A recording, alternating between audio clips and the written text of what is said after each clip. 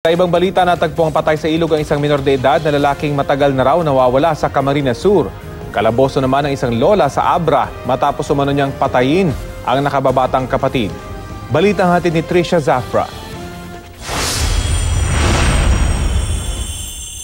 Sa kulungan ng bagsak ng 70 anyos na lolang si Gertrudis Elpa ng Pidigan, Abra. Siya kasi ang itinuturong suspect sa pagpatay sa nakababatang kapatid na si Rosita Bandies, 63 anyos. Base sa investigasyon, nanonood ng TV ang magkapatid kasamang adopted daughter ng biktima nang bigla siyang pagtatagain ng suspect.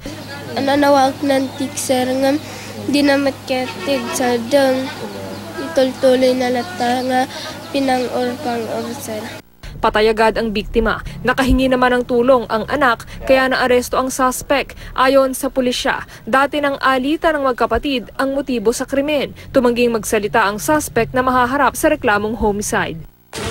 Sa Libmanan, Camarines Sur, nakitang patay sa ilog ang isang lalaking 11 taong gulang. 3 araw matapos ideklarang nawawala. May lubid sa leeg at itinali sa bloke ng semento si John Oguera. Huling nakita ng punong barangay ang biktima na pumalaot sa Ragay Gulf kasama ang isang lalaki. Ayon sa kaanak ng biktima, ilang beses na nasangkot sa pagnanakaw si Oguera. Tinatali ko lang dito para hindi magnakaw naman uli. Kasi marami na pong ninakawan dito. Tapos sinunog pa yung dyan Kagawad Bardo dyan. Ano bang sinunog?